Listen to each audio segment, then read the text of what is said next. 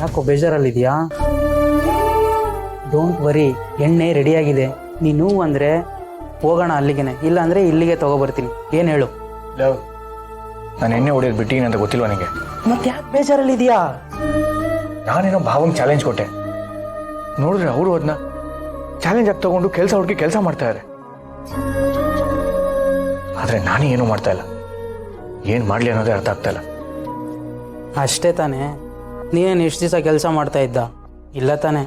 ಹೇಗೋ ಜಯರಾಮಣ್ಣ ದುಡಿತಾ ಇದ್ದಾರೆ, ಇವಾಗ ನಿನಗೆ ಕೆಲಸ ಮಾಡಬೇಕು ಅನ್ನೋ ಅರ್ಜೆಂಟ್ ಏನಿದೆ? ಬಿಡು, ಯಾವತ್ತನ ಒಂದು ದಿವಸ ಕೆಲಸ ಸಿಕ್ಕೇ ಸಿಗುತ್ತೆ. ಇನ್ನೂ ಸತ್ಯ ಗೊತ್ತಿಲ್ಲ ಮಂಜ.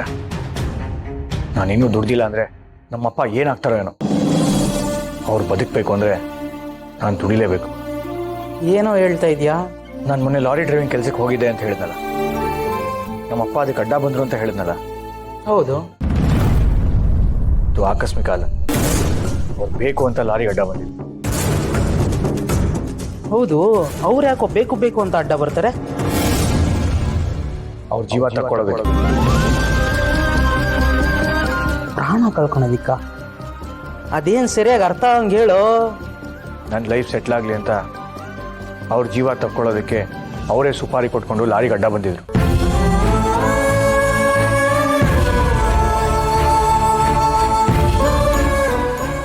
ಅಂದ್ರೆ ಮಾವನೇ ಅವ್ರ ಜೀವನ ತ್ಯಾಗ ಮಾಡ್ಕೊಳ್ಳೋದು ಹೊರಟಿದ್ರೆ? ಏನೋ ನಿಮ್ಮಪ್ಪ ಇಷ್ಟೊಂದೆಲ್ಲ ಮಾಡಿದಾರ? ಇದನ್ನೆಲ್ಲ ನಿನ್ಗೆ ಯಾರು ಹೇಳಿದ್ದು? ನಮ್ಮಪ್ಪನೇ ಹೇಳಿದ್ರು. ಅವತ್ತು ನನ್ನ ಪುಣ್ಯಕ್ಕೋ ಏನೋ ನಮ್ಮ ಭಾವ ಬಂದು ನಮ್ಮ ಅಪ್ಪನ ಕಾಪಾಡಿದ್ರು. ಇಲ್ಲಾಂದ್ರೆ ಇವತ್ತು ನಾವು ಅಪ್ಪನ ಕಳ್ಕೊಂಡ್ಬಿಡ್ತಾ ಇದ್ದೆ ಕಣ. ಇಷ್ಟೆಲ್ಲ ಮಾಡಿರೋ ನಿಮ್ಮ ಭಾವನ್ನ ನೀನ್ ಯಾಕೆ ದೇಶಿಸ್ತಾ ಇರೋದು? ಅವರಿಂದ ನನ್ನ ತಂಗಿ ತುಂಬಾ ನೊಂದಿದ್ದಾಳೆ. ಆ ಕಾರಣಕ್ಕೆ ಅವಳು ಆ ಮನೆ ಬಿಟ್ಟು ಈ ಮನೆಗೆ ಬಂದಿರೋದು.